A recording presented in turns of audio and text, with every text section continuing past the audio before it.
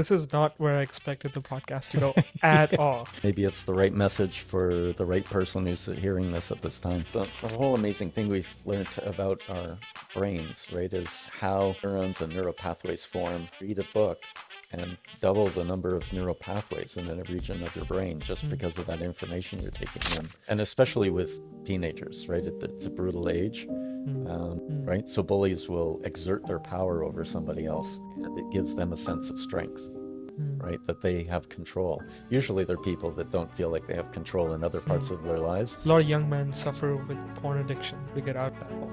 And so the question about it is, how much of your life is it taking?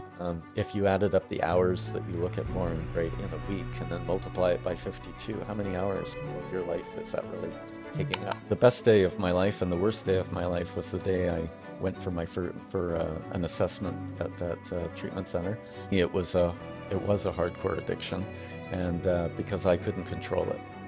In your terms, how would you define an addiction? Any addiction is really a compulsive action that has harmful consequences.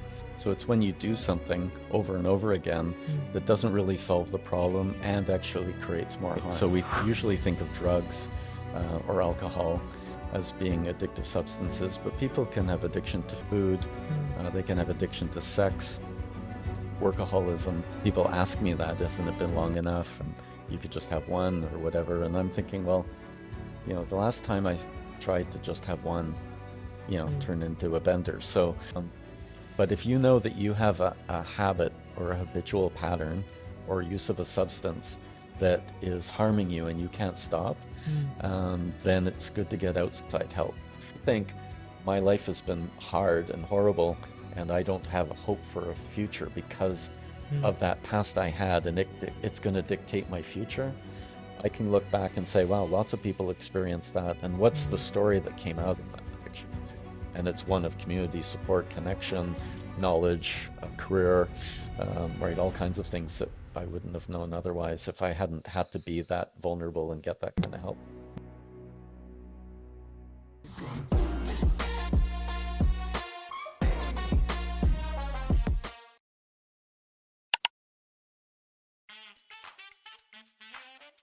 Welcome to the Survive to Thrive podcast. Today we have Gregg Taylor.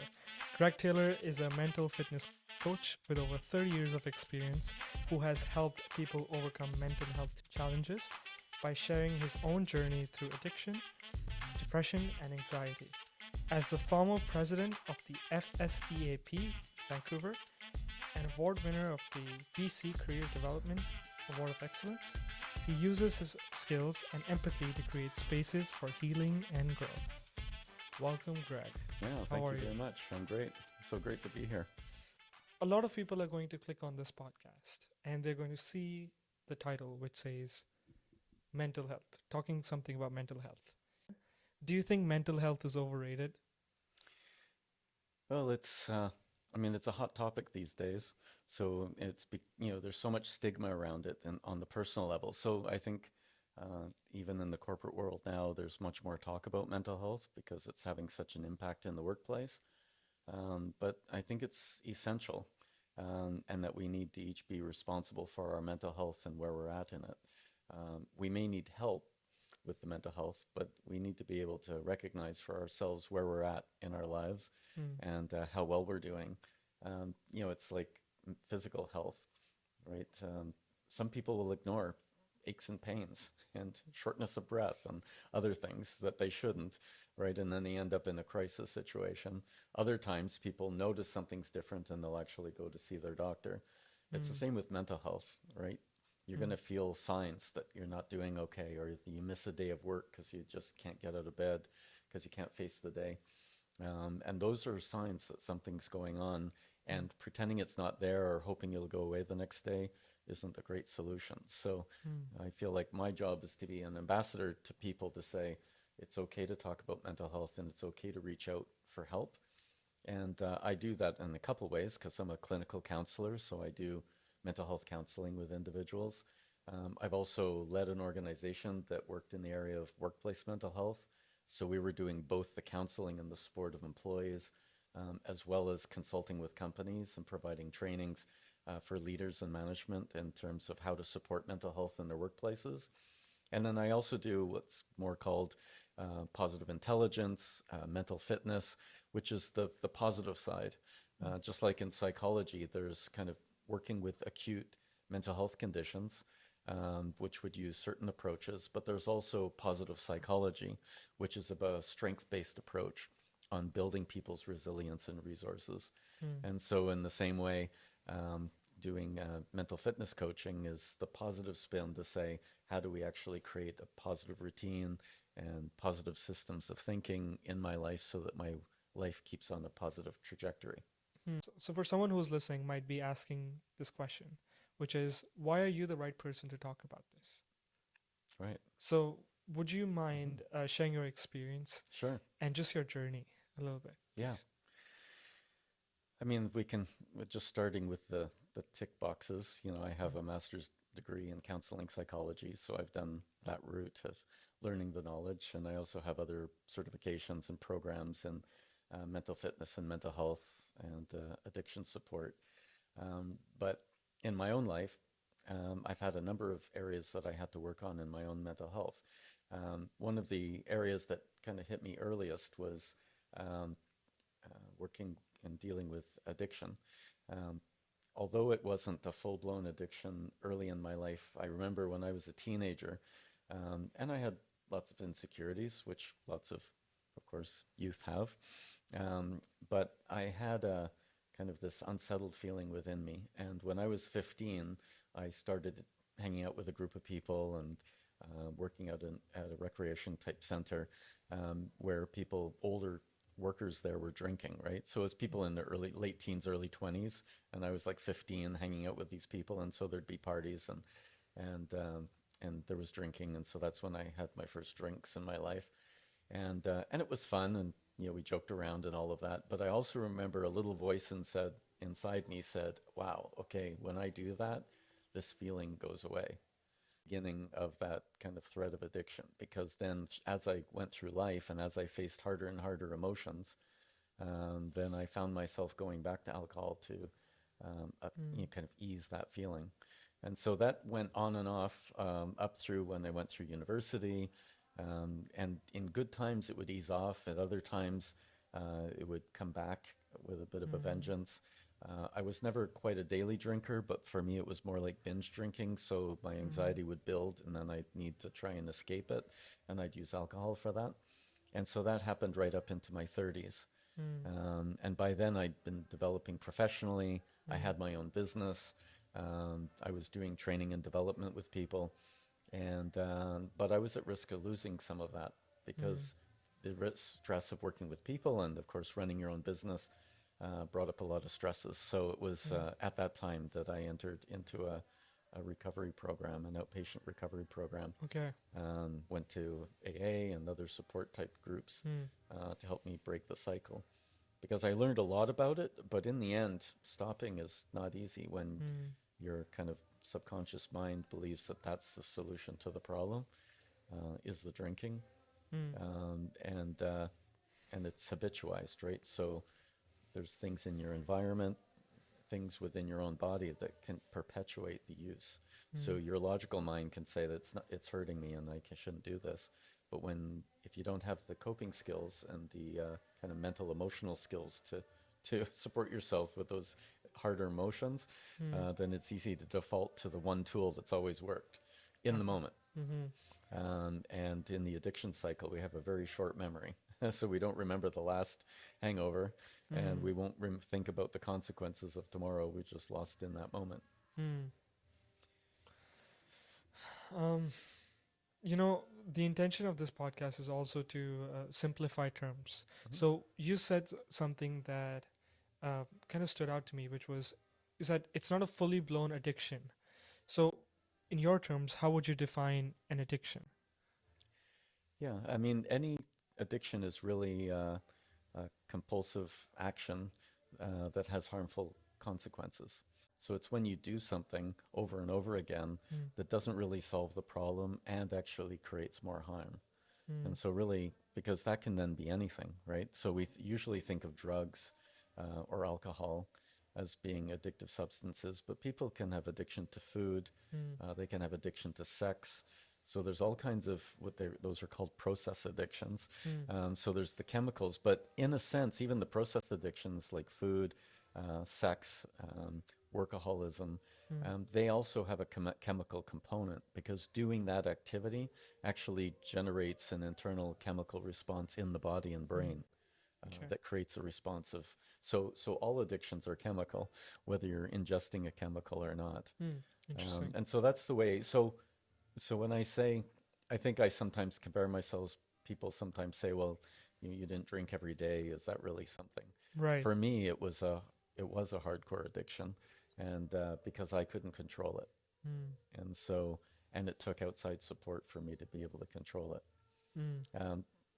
The best day of my life and the worst day of my life was the day I went for my for an assessment at that treatment center, and I met with doctors and social workers over a period of a few days, and I came back and they had this little panel presentation for me, presenting back the results of my Mm. assessment. And it was hard to listen. How old were Uh, you at that time? I was around early to mid 30s. And during that time, were you also practicing psychology? Or were you No, just studying? I was in the area of career development, so I was helping Right. people with work search and finding their career direction. Got it. Yeah, So, how do you view alcohol today then? yeah, I don't touch it. Hmm. So Um, you've been sober for how many years? yeah, for close to 30 years. Wow. So it's just coming, yeah, just past 28 years, I think. What was the Uh, withdrawal symptoms like, and how long did they last, would you say? yeah, so it was hard in the very beginning. So the first, 6 months were the hardest.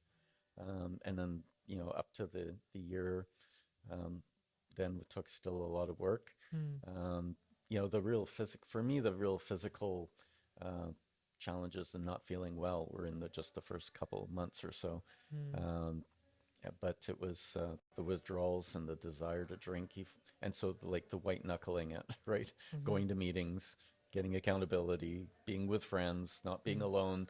That took a number of months because Mm-hmm. yeah, I was still in the old mental patterns, right? That was still my best solution. So I had to have structures around me, kind of like a cast, right? When you break a Right. bone until it starts to set. And so it took a lot of that support. Um, and so then within a couple of years, then it was much easier. Hmm. And I can say now that I actually don't have any urges or desires. Hmm. I mean, I think over the years, the harder part later on is just because it's social and it can be refreshing, right? So people are having margaritas on the beach, you know. You Hmm. can have a virgin margarita, which is what I do, or a virgin mojito or something, mojito. So um, but in the early days, I couldn't, and even today, I wouldn't have like de-alcoholized wine or Hmm. beer just because the taste is familiar. Hmm. And so some people decide later in life that, you know, it's been long enough, I can go back to it safely. Or Hmm. people ask me that, hasn't it been long enough? And you could just have one or whatever. And I'm thinking, well, the last time I tried to just have one, Hmm. turn into a bender. So Hmm. if that's my past, and those, the interesting thing about the brain, right, is we have neural pathways that are Hmm. associated with behaviors and just like we have with addictions, but with every person, place, or thing in our life, we have Hmm. these neural pathways, Hmm. right? And so it's about changing those, creating new neural pathways in terms of what we want, and also not practicing or not Hmm. thinking or behaving in ways that reaffirm that old neural pathway. Hmm. And so that's what's happened for me. The old kind of patterns of drinking Hmm. and addiction have gone, and I have new neural pathways that are more important, right? So I wouldn't Interesting. want to risk those things. But one of my analogies is when I used, at a university campus, there's usually a big lawn or a field somewhere, and they've paved pathways for people to walk on. Hmm. Students don't follow the pathways, right? They're taking the most direct line to class, and so there's all of these kind of paths in the grass. Hmm. And so every year they bring out the little fence and they plant the seeds and grow it over. But you come back the next year and you can, even if they've kept the fence up, you can still see, because Hmm. the grass is a bit fresher, you can still see where there was a path. Mm-hmm. And so I think it can be like that with some of our neural pathways. It's grown over and Mm. we're not susceptible to it. But the pathways, still hints of it are there. Right. And so why risk? Can you, so addictions is definitely, as you said, it's for different people, it's different addictions, right? Yeah. So can you take me through the steps that you actually take to overcome addiction? What were the tangible steps? And can you give me an idea of duration as well? Like how Hmm. long did it take to finish step one, two? Right. Yeah, it's hard to give exact time frames because, again, the severity of the drug or the issue at hand and the time frame Mm-hmm. and levels of trauma that people have experienced and the level of internal angst and pain that they're dealing with. So all of those kind of roll Hmm. into the difficulty of ending. Um, and and there's lots of different opinions just to bring it up at this point in the conversation, because some people say, well, not everybody can quit. And so Mm. there's a lot of harm reduction approaches. And so I'm kind of a believer in all approaches are good. So Mm. any way that we can reduce harm for people. Mm. So for people who are using hard drugs on the streets, methadone treatment, where it's a medically replaced opioid that's used to help sustain the person, Mm-hmm. then it's controlled, and also they can wean off of it over time. So there's lots of ways to do this process. For me, in my addiction, it meant abstinence Mm. for me to be able to sustain a healthy life. And abstinence means just cutting it cold Yeah, turkey. so cutting it cold turkey. Mm. And because I tried it other ways, I knew I was drinking too much, but then Mm. I thought, oh, I'll just take a longer break, or Mm-hmm. I'll find ways that I'll just have a little bit. Mm-hmm. And it might work one day, Yeah. or maybe twice. But Right. all I was doing was just kind of appeasing it, Right. kind of fooling myself into things. And so, um, the first is getting an assessment, and you can do that. There's lots of great books and resources online that you can use to do a bit of that assessment. But it's always good to talk to your doctor so that they can be supporting you in this, and Mm-hmm. then they can help work with you to decide if you need formalized Mm. support. There's lots of in BC there's an addiction hotline Mm-hmm. that you can actually call up and just find out all the different resources. And then some people enter more directly just into like support programs, Narcotics Anonymous or Mm-hmm. Alcohol Anonymous. Um, they go to those groups, and that's the kind of the group and the environment where they actually learn and are supported in ending their drinking. Um, and for some people, the programs themselves just work in themselves. Mm. Some people, they get the support of their doctor, and there are prescriptions that can help you with cravings. And so sometimes just with the support of their doctor and maybe a counselor or an addiction coach Mm. might be enough to kind of get you through. Mm. And then there's other times when the patterns are deep enough or when the supports aren't great enough, then treatment programs or other more direct help can be of help. Mm. And so, I tried some counseling and I tried some other supports. And one day I just told one of my coworkers, I had another rough day yesterday, Mm. because she said, "Oh, you don't seem like yourself today," and I Mm. finally just confessed to her that this isn't going well, and I Mm. had another rough day, and she had happened to hear this, the director of this addiction program on a radio Mm. show recently, Oh and she wow. had jotted down the info, and so she had it for me, and she said, "Would you like me to call with you or whatever?" And so we made the call. And so for me, an outpatient program, which meant going for the assessments, Mm. still being able to do my work, and then going to evening classes and workshops and education sessions alongside other recovery group, 12-step groups, Mm. um, was the structure that I needed.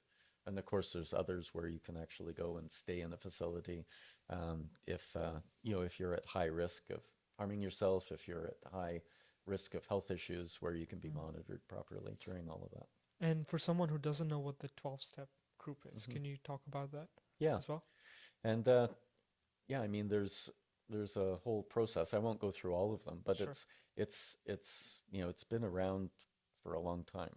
The groups started in the 30s, 40s, Mm. and it was people seeking mutual support.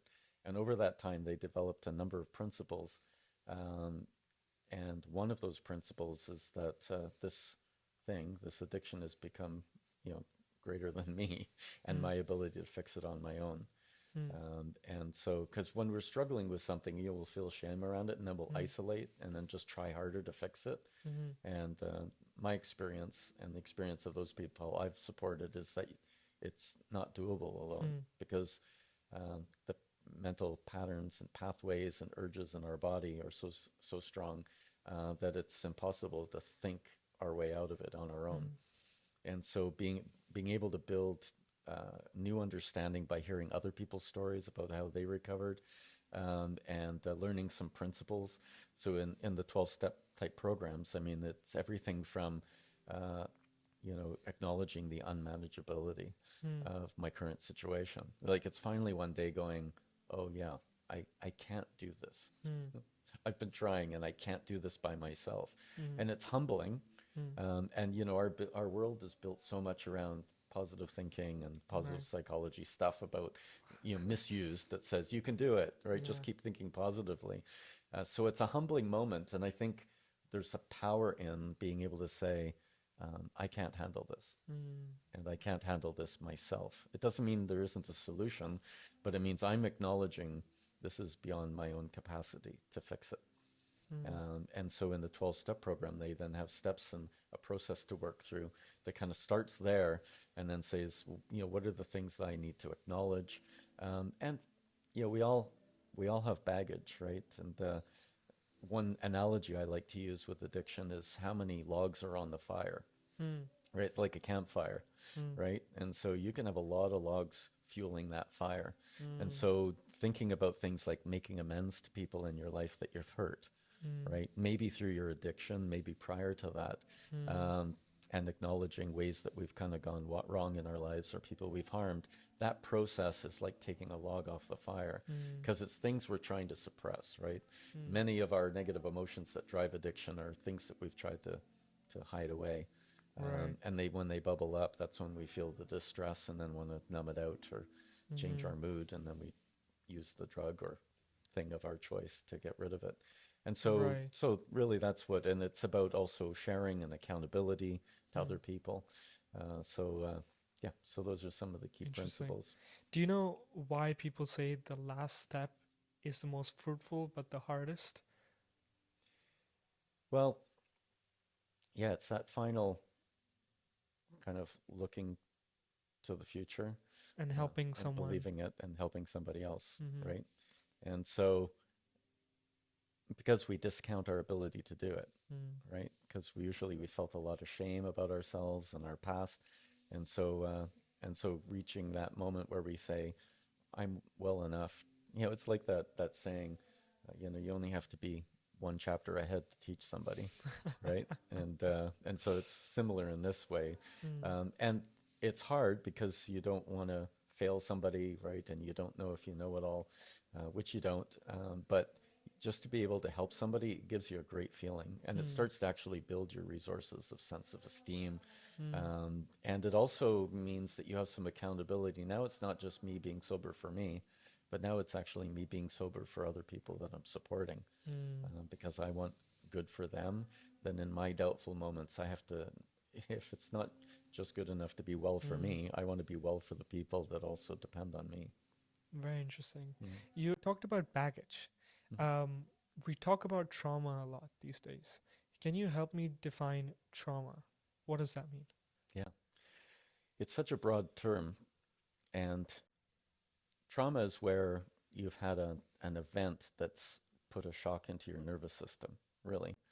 I mean, when we talk about trauma, it's not a mystery, it's an event that's had a deep emotional, sometimes has a physical component impact on our entire nervous system. So we've gone into a huge fight, flight, or freeze event that was usually outside of our control. And so that has an imprint on our bodies, and that's what the trauma is. Mm. And so there's a few different components to trauma, right? And so there's the psychological element of trauma. Mm. So because traumatic events can break our sense of safety in the world. And because trauma could be abuse situation, Mm. verbal or physical, but it could be an accident. Mm. We hear, of course, about trauma and PTSD, people who have been in war type settings, first responders. I mean, there's lots of different circumstances that can create this. And it's not comparable. Like when you hear somebody's story, when you hear the story, it doesn't have to mean that everybody who hears that story would go, oh my God, that's the worst thing ever. Mm. But for that person, it was. Because based on where they were in their life and their belief and understanding and trust in the world, that event broke their trust Mm. in the world and their sense of safety. And so that's what triggers then the psychological hurt and also the emotional response that the body has to that sense of fear and being out of control. Mm. And it imprints. So we have the psychological piece where we have basically taken a snapshot in our brain of that moment. Mm. And that snapshot gets tucked away, both as a memory of that event and as a filter on how we see the world. Mm. So the challenge with people for trauma is then they're very defensive and reactive to anything that reminds them of that filed away Mm. photograph in their mind. The second part is our emotions, right? So our emotions get stirred up. So it's Mm. in our mind, it's in our emotions, um, and and those can linger on because if we have hold the memory, Mm. our bodies and the emotions are the language of the body. So Mhm. thoughts are the language of our mind, Mm. emotions are the language of our body, Mhm. and so how you think affects how you feel. And Mm. so if you hold on to a memory and in the back of your brain is saying it's not safe out Mm. there. And Mm. this situation reminds me of that other situation and it's not safe and I'm not sure I can trust. Those thoughts then turn into emotions of fear, of Mm. pain, of sorrow, and it continues to perpetuate those feelings in the body. And um, so there's the emotions, and then there's actually the physical body, right? So the release of cortisol and stress hormones, Mm. it can actually get stored in places within our body, Mhm. in our muscles and in our tissue, which is something that's only really been discovered in the last 20 years, where we all thought everything was in our it was all in our mind, Mhm. when really it's on all of these three levels where it's also held in our body. So somatic healing, Mm. which is a big area of study and a big focus of counseling now, is actually how do we help our bodies to feel safe and to release the hidden stresses and the hidden traumas and emotions that are held within Mm. our body. That reminds me of the book The Body Keeps a Score. Yes, precisely. And there's all kinds of great authors, and Gabor Mate, of course, is a key figure from Vancouver who speaks on these issues Mm. and continues to do amazing work in this whole area. And he believes that it's not just specific events in a family or between relationships, but our society is built in a way to be traumatizing to all of us, Mm. and isolating to all of us. And so Mhm. we all have some level of this that's carrying on, and for some it's more subtle and or manageable, and for others it's much deeper and takes some Mm. work to be able to come through it. And it's nice to be able to have somebody to go through that with, Mm. and whether that's a healing group or safe others, and also to have a counselor or somebody who's trained who can kind of take you through. Because the worst thing to do is to start doing like a talk therapy about a trauma Mm. and get the person talking about it to revive that memory. Mhm. Because for them, it may be such a strong image in their mind that when it gets pulled up, it brings everything else with it, all the emotions and the physical response. So you actually need to create a safe space, Mm. create conditions where the body and the emotions are feeling safe enough. So if Mm. that emotion does come up, they're already centered in a space and Mm. of kind of healing and safety in that moment. And so you kind of have to prepare that space in order to start probing into what may have happened. Wow. I just want you to keep talking at this one because the way that you described it is just so beautiful because I thought I understood it. Mm. I thought I knew what trauma is. I thought, but just the way that you described it was amazing. Um, in your life, what were the traumatic parts of your life and how did you overcome them? Because it's hard. Mm-hmm. It's something that you carry with yourself. But is there a healing? Yeah, Yeah, there are. I mean, I think uh, there's a couple layers, and trauma doesn't have to look like a single event or a dramatic event. It can be something that you feel over time. And remember, trauma is the perception of the person experiencing the trauma, Mm, right? mm, And so if you talk to kids in a family sometimes, right, that grew up in the same household, you'll have different versions of their memories of that and how their parents were and how it impacted them. Because we each come with a different personality, mm, right? So in my family, right, my older brother, he's much more kind of pragmatic, kind of thinker person. mm, And so he kind of analyzes things based on, is it true? Is it just? Right? And that's his primary mode of working. I work a lot with the MBTI, the Myers-Briggs type mm. personality. And so he's more of a kind of on the decision making and processing. He's more on the T, kind of thinking Got realm. it. I'm an F for feeling. Mm, And so I interpret based on people's feelings of people around me and my feelings and mm, how I play a role in those feelings. And so when you have a difficult circumstance, you can both kind of suffer in that circumstance. And so I won't go into too much detail, but when there's emotional stress mm, in a household and sometimes unexpected emotions that come up, um, for one of us, so for my brother, it was upsetting. And at some point, he said, "Okay, this isn't rational mm, or just."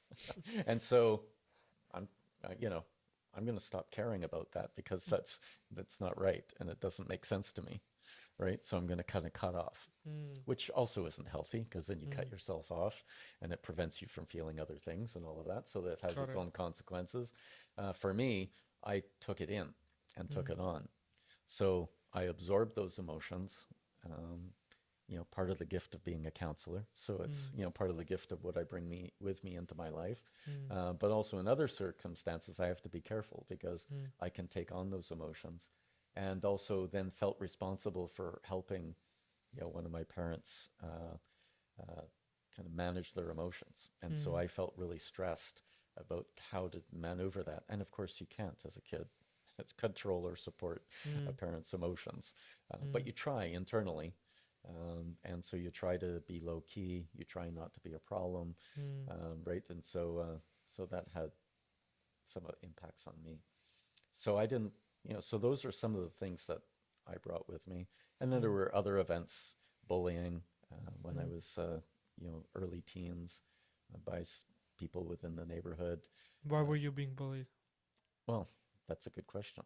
I don't think there's legitimate reasons for anybody to be bullied. Mm, Because I think it's a power thing, right? mm, And especially with teenagers, right? It's a brutal age, mm, um, and I didn't have the most confidence of anybody, right? So if you see somebody who's particularly not looking confident or a little quiet or shy, mm, um, then people who are insecure in themselves, but the way for them it comes out is um, mm, by control and power, mm, right? So bullies will exert their power over somebody else, um, and it gives them a sense of strength, mm, right? That they have control. Usually they're people that don't feel like they have control in other mm, parts of their lives. So this is the way that they gain some sense of control in their outer world. mm, And it's twisted, but it's the way that it works for them at that stage. mhm, Some people never get over that and keep in that pattern throughout their lifetime. Other people, mature out of it and realize it wasn't helpful. Will make apologies to people and will find a more balanced and better way to live than trying to manipulate people. Because you realize, you can only manipulate and hold on to people for so long before they abandon you or they mm. take off, and or as soon as they're able to get out of your environment, they're not coming back. So if you carry being a bully on into the workplace, I mean, you may still have control over people, but you're going to lose people along the way. Mm. We went on a whole other tangent there with the No, bullying th- piece, but and that's what it's all about because yeah. I'm sure that a lot of people who are listening to this can relate to this Hmm. story. And we talked about the trauma piece, we talked about the addiction piece. I kind of want to digress Hmm. but not that far. I want to know about your practice, Yeah. because in your practice you deal with a lot of these situations. Hmm. So, could you give me three healthy ways of dealing with addictions Hmm. and three unhealthy ways first, please? Okay. Um, well, three healthy ways to think about addiction is to one is to look at the patterns of addictions in your life, because usually you have more than one, right? So you'll be caught in a bit of a web where you Mm, may switch between them. So first is just honesty mm, and self-reflection, mm. and that can be hard, And how do you do that? Do you right? write it down? Do Yeah. you? So you can journal. Mm, I mean, there's some great books and resources um, that you can look up online. There's in BC, there's the website Here to Help, mm, which has a lot of great articles and resources that you can use, and it'll link you to other resources that are out there.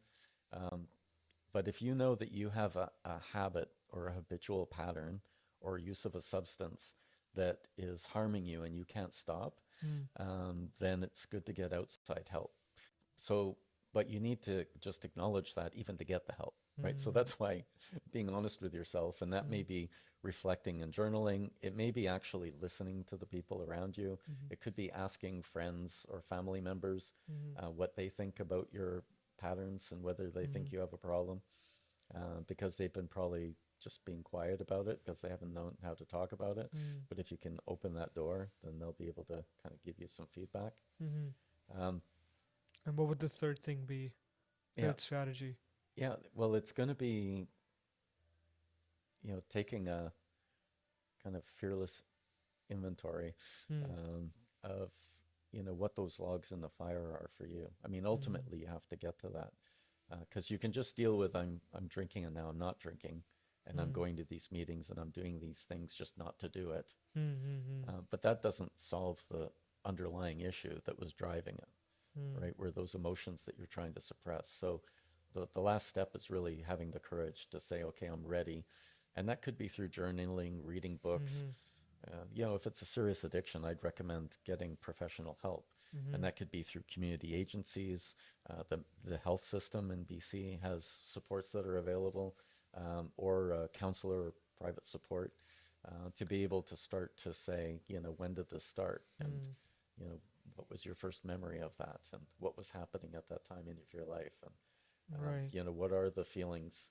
And at first, it's hard to identify them. Mm, I remember when I was early in my recovery process, I started to realize that my emotions were on a 2 to 3 week lag.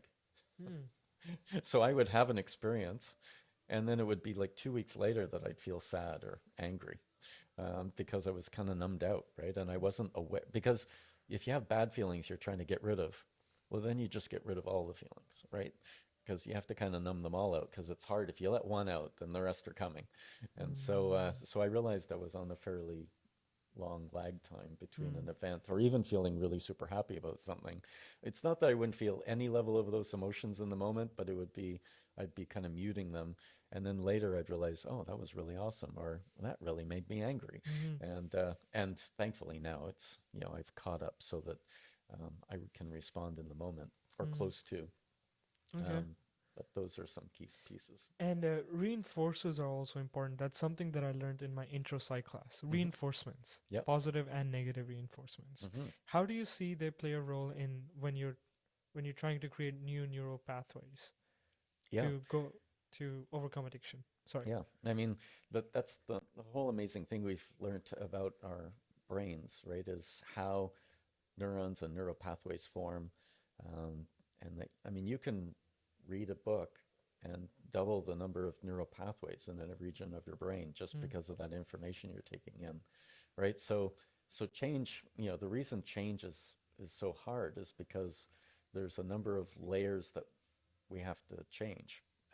And we have to overcome our environment, we have to overcome our body, and we have to overcome time. And, in our environment, and so those cues, right, and reinforcements is because our present environment, the way that we've constructed it, um, has cues to us, right, mm. that have And for emotions. someone who doesn't know reinforcements, could Yeah. you also simplify that, Yeah. please? So it just means that we have memories and emotions attached to everything in our environment, to Mm, the people, the places, the things, our cell phone.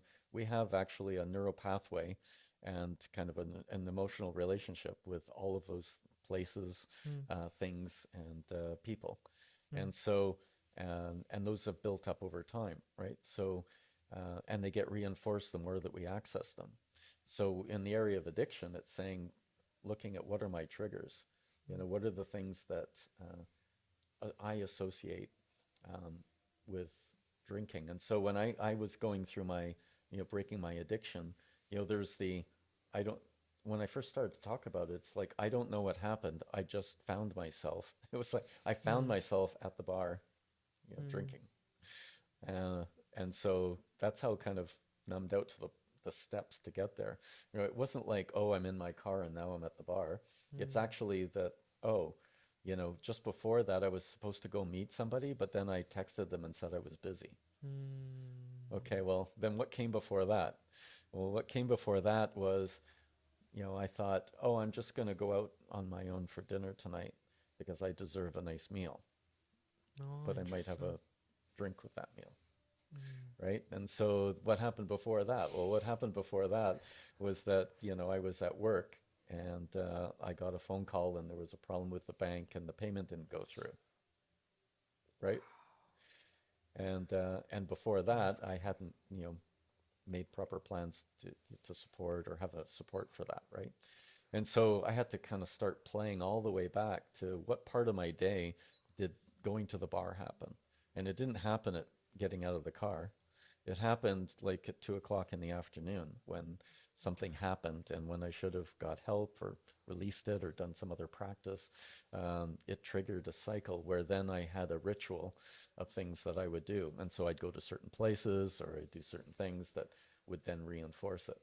And because of those neural pathways that are developed, and it was a little trick of my mind where I really wanted to be over there, but I didn't, in my 2 in the afternoon mind, wasn't going to say I'm going to go do that thing I shouldn't do, mm. but it'll do the little hidden steps Mm-hmm. that'll get us there. So in recovery, Mm-hmm. it's recognizing early what are my triggers, right? Mm. What are the things that set me off or create the conditions or the feelings that trigger my kind of addictive response? Mm-hmm. And then having a whole bunch of little stops along the way before the end point. Right. And stopping at any point before the using is good. Now, the easier the earlier, right? So, Mm. so if, I had a stressful thing happen at 2 in the afternoon, then in recovery, I have a rule that says I have to talk to somebody about that. Mm-hmm. And so I have a sponsor, a friend, people set up that I can say, yeah, I got really triggered today by that client or by that circumstance. Mm-hmm. And I just wanted to talk about it because it's the kind of thing that can really trigger me for later in the day. Yes. Right. And then having a person who then says, what are your plans later in the day? Mm-hmm. And then saying, I have no plans. Right. And saying, well, is that adequate for you today? Right. And so then being able to have other things. Early in my recovery, I had my best friend and his wife um, living, well, a little ways away, but still within the city. And they weren't counselors and they Mm. didn't know all about addiction, but they knew their friend was suffering. And so I asked them if they would be one of my supports. Mm. And we had an agreement that I could pretty much show up anytime Mm-hmm. with a little advance call. And they had a spare room in their basement. And so I was able to go there and I could just call them up and saying, I'm having one of those days. Can I stop Wow. by? And it's just because I knew I was on one of those days where later day was hazy, and so I was able to go there. So I actually had to build things that, it's hard for people because it means it's against your pride, right? Pride says I'm strong and I can do this, right? The world says be strong and you can do this. When you're in the midst of overcoming addiction, there's a lot of humble moments. But what you gain from that is close connection, trust, community, Mm. and legitimate connection, Wow. right? That you wouldn't get if you didn't have the addiction. So when people say, would you ever change anything about your life, even your addiction, would you? Mm. That's a hard question. Who wants to deal with an addiction? No one. Mm. But, you know, looking back on my life, it's also part of what got me to where I am Mm. and develop the depth of my own understanding of myself, my trust in other people, Mm. relationships that I built, um, experiences that I've had. I mean, Wow. I think that's, they say that, wisdom is just a thought you have, but without the emotion, right? In other words, the loaded emotions. Tell me more. So wisdom is when you've been able to go through an experience, survive it, and you're no longer carrying the emotional attachments to it, Mm. so that you're still caught up in it. Wisdom is being able to look back at our circumstances and see them for what they were and what the lesson was Mm. in there. A lot of people have different. That's my part of my background. Other people have other challenges, and I'm a great believer that the our past can be interpreted differently. Mm. Um, that the facts of our past are the facts, although they have proven that when you look back and you do kind of assessments with people, people don't have accurate memories. Mm. Our brains aren't exactly a hard drive with bit for bit accurate information, Mm. right? Our memories are made up of the events and our emotional response to those events. Mm. And then they're tucked away and they kind of percolate in our mind. And so we may actually not hold pure memories So are you of telling every me event. are you telling me that my mind has created some memories that are not even real? Well, or it could just be your emotionally loaded memory of the Mm. facts of that event. And you'll Mm. find out about those by talking to siblings or other people that experience the same thing. And when you talk to them about, remember that thing and when that person, all of this, and they're like, oh, well, I don't exactly remember all of that. I Mm. remember they said that, but for me, Mm. I haven't thought about it since then. And for Mm. you, you've never stopped thinking about it for 10 Mm. years, right? And again, it's because of how it impacted and affected your sense Mm. of the world and your Mm. sense of safety and your sense of meaning. And so the good news, though, is starting from today, whatever your background is, the good news is you're a survivor Mm. because you're alive today to think about your past, then you've made it through your past. So the primary story is that you are as one of resilience and survival, Mm. right? And then you can build. So if you think my life has been hard and horrible and I don't have hope for a future because Mm. of that past I had and it's going to dictate my future, well, people do believe that, and it does end up restricting them in what they believe is possible for them. Mm. But we can also reinterpret our past. And that doesn't even mean trying to change the facts of our past, Mm. but we can reassess what came out of that circumstance. Because even out of traumas and difficult circumstances, once we can get the healing that we need, right, for the feelings that we felt at that time, Mm. and we can gain some wisdom about it, we can look back and say, well, if that hadn't happened, I wouldn't have had to then go and have that happen, Mm. right? So that's why saying, would I have changed my past? Well, I wouldn't be me. So would I want to not be me with all that I've learned and gained? Right. So it doesn't mean I'd wish for that for anybody, but Mm. in my life path, then that's it. And so how do I interpret that? And so instead of going around shy about that addiction past, that's why I talk Right. about it, I can look back and say, wow, lots of people experience that. And what's the Mm. story that came out of that addiction? And it's one of community support, connection, knowledge, a career, right? All kinds of things that I wouldn't have known otherwise if I hadn't had to be that vulnerable and get that kind of help. Very powerful, Greg. Extremely powerful. Adding on to what we were talking before about trauma, and you talked about healing a little bit, but I'm Mm-hmm. curious to know because a lot of people think about trauma and they think about self pity and how Mm-hmm. they go together. So instead of pitying yourself, how do we grow past it? Mm-hmm. Any strategies that you have that you'd like to share? Yeah. The hardest thing is that we feel like we lose in a trauma or an abuse situation, you end up losing your sense of control, and you can also carry a sense of shame around it. And so that's why getting help from a professional can help because it's having a safe space to kind of work through that shame. But it's being able to uh, process uh, the events. Um, and I'm not somebody that necessarily means that you have to dig through every memory, right? Because we can't change the past, but we can change our perception of it now, Mm. right? And so we just need to do enough work to be able to overcome those attachments and that kind of anchoring in the past to be able to then move forward, right? So that's why I talked about those three levels.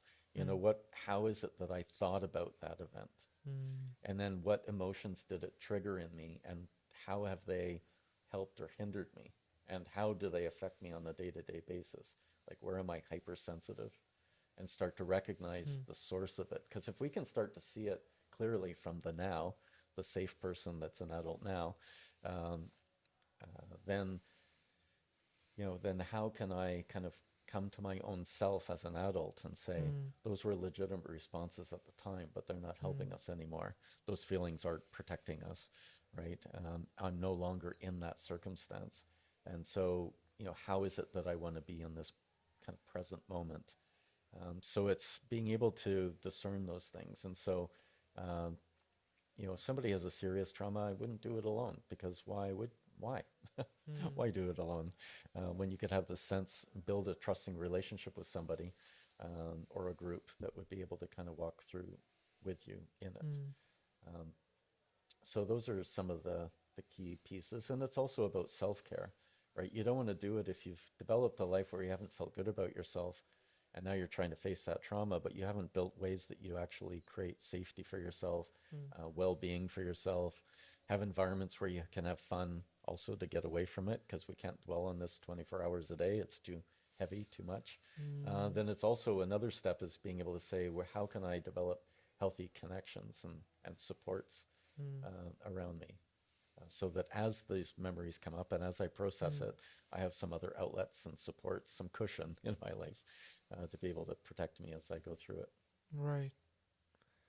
So fascinating. We could also, the flip side of all of this is about moving into the future, right? Mm. And so, with a mental health condition or a trauma from the past, what does my future Mm. look like?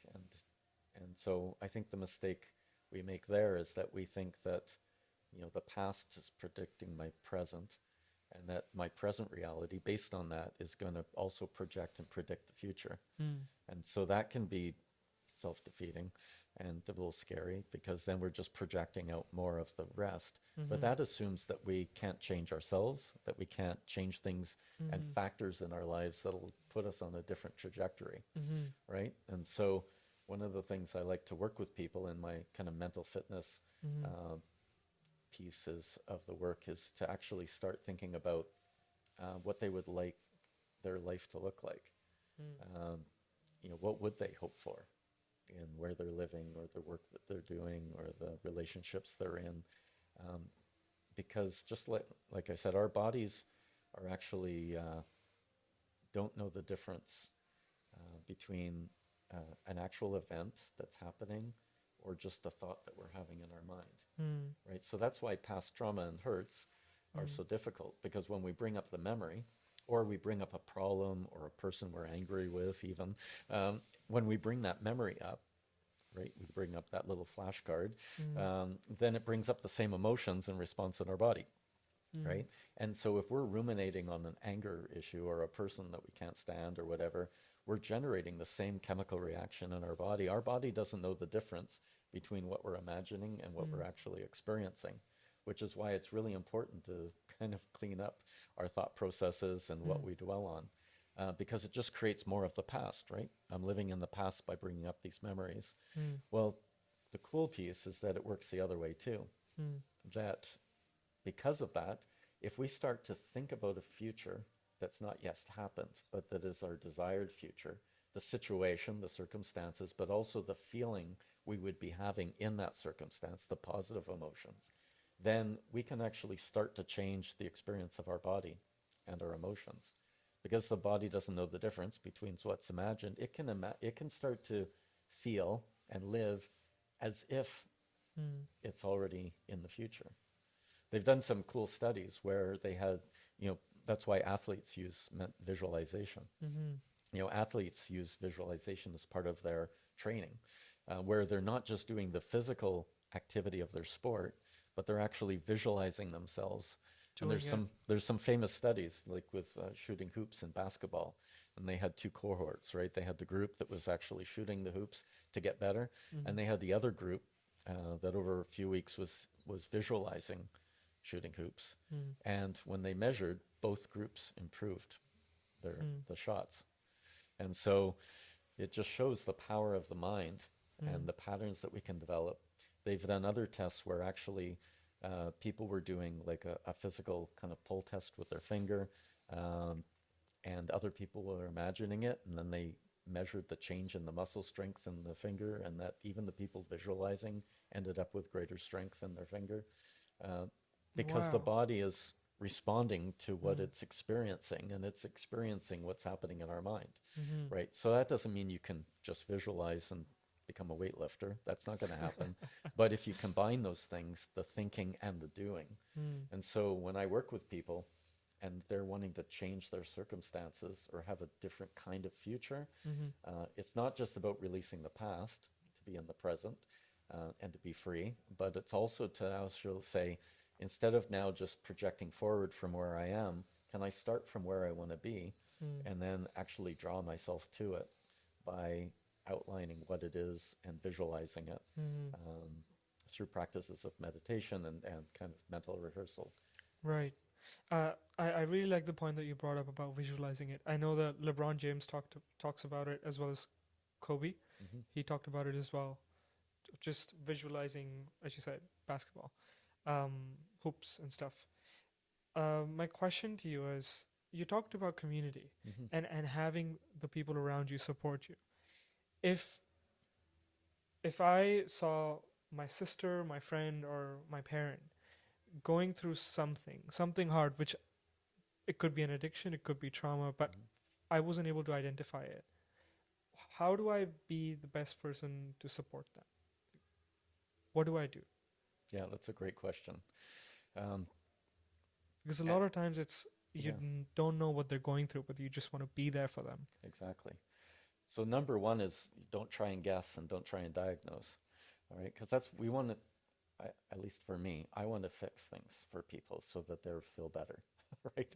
And so my first approach is to try and do things to try and help fix it, and that's not a good first approach to people, right? You want to be able to actually build a connection, a rapport. Now you may have a built-in relationship of rapport, but remembering if somebody's struggling, they're feeling vulnerable, and they may be feeling those other feelings I was talking about, right? Shame or stress or fear.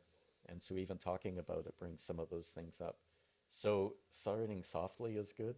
Hmm. And so just the best way is to just say what you see, right? Because there's no judgment in saying what you Hmm. see. Hmm. You know, hey, I've noticed that you haven't been getting out as much lately Hmm. and that you've been really low key. I'm just wondering, how are you doing?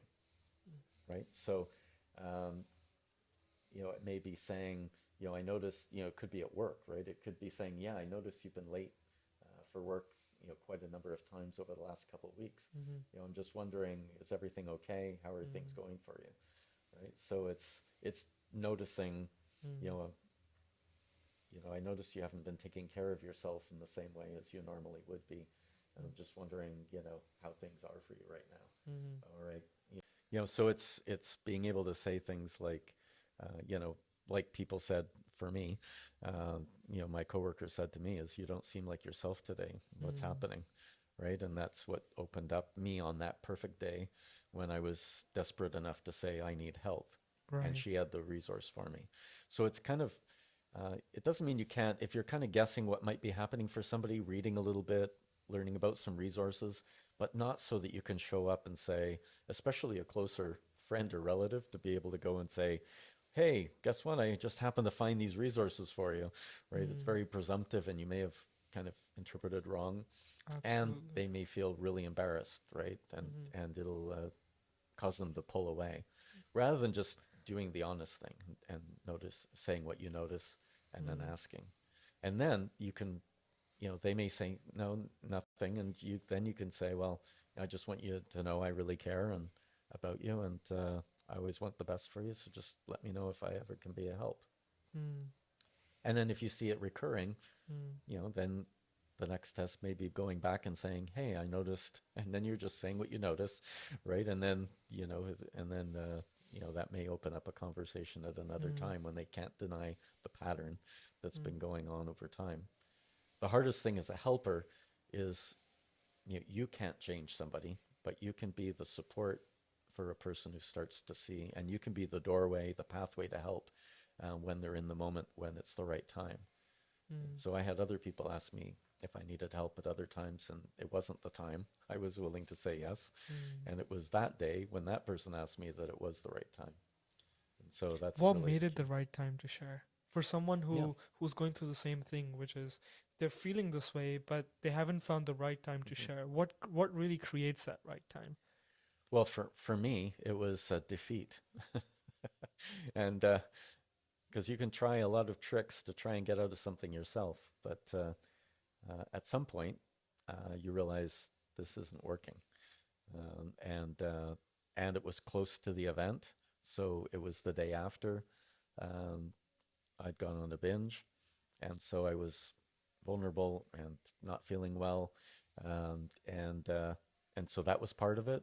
That because then a couple days later, I'd be back into my. I'm feeling better. I'm doing a few good things. This time it'll be different. Mm, So it was, my sense of defeat and also the vulnerability of me being that close to the event and having a safe person who was asking me, mm, who over time had been there for me and hadn't been judgmental, which made them a safe person. mm. And they had a resource in the moment I needed it, Wow. right?